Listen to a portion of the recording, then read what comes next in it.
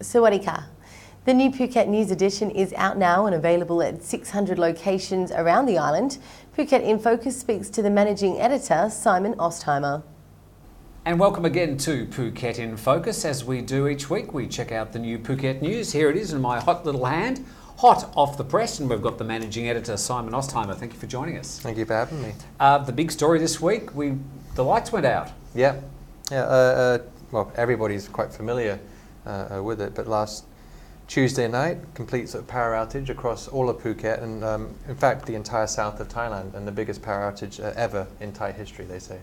Wow, since 1978, I think they said. Yeah. This is a big thing. If you think about, and we rely on tourism, or the lights go out for 2 hours, there's all these companies and all these businesses that can't operate their businesses. So a huge economic impact. Yeah, a lot of the larger hotels obviously have backup generators for just this kind of eventuality, but no one was prepared for quite how long it was going to last for. That look at the stories from the latest edition will be online today at thephuketnews.com. Also on our Facebook pages. Just click TV and like us to be the first with the news on the island. I'm Kirsty Meyer.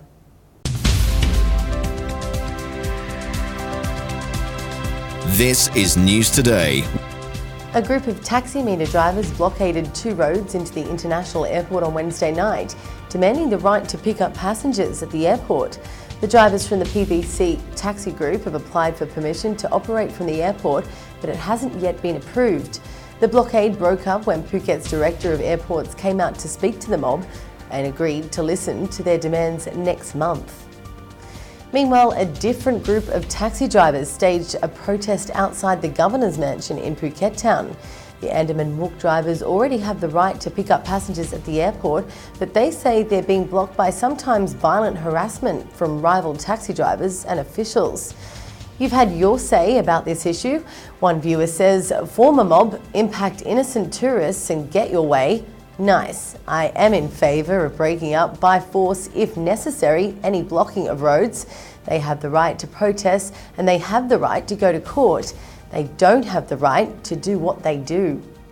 Another viewer responded, "I know, how about introducing a fleet of airport buses to offer some genuine competition and bring fares down or even free? Oh no, wait, that's a stupid idea, isn't it? It would never get off the ground, or would it?" A little bit of sarcasm never hurt anyone.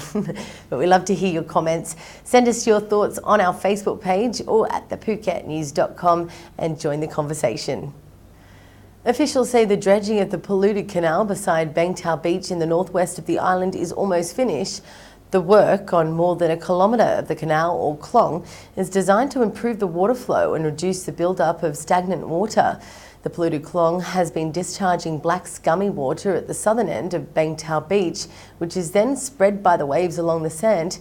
Talang district officials say they've now warned homes and businesses in the area that they'll be prosecuted if they dump sewage or other waste into the Klong. Thailand's Prime Minister Yingluck Shinawatra is visiting Japan, where she's won support for Thailand's new high-speed rail project. Japan's Prime Minister Shinzo Abe expressed interest in the train project during talks in Tokyo, and Japanese investors are also keen to climb on board. Thailand plans 4 new high-speed rail routes, including a southern route from Bangkok to the border with Malaysia in Songkhla province. Faster wireless internet and smartphone services in Thailand are fueling a boom in mobile devices and tablets.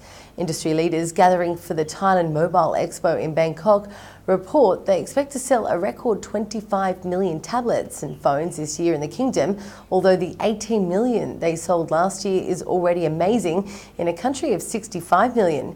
But the prices of internet service packages is likely to stay relatively high because of the as yet limited coverage of the new 3G networks.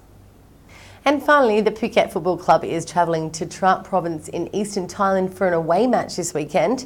The Islanders badly need a win against Trat FC after their disappointing 2-2 draw last week against Rayong, a low-ranked team that Phuket were expected to beat.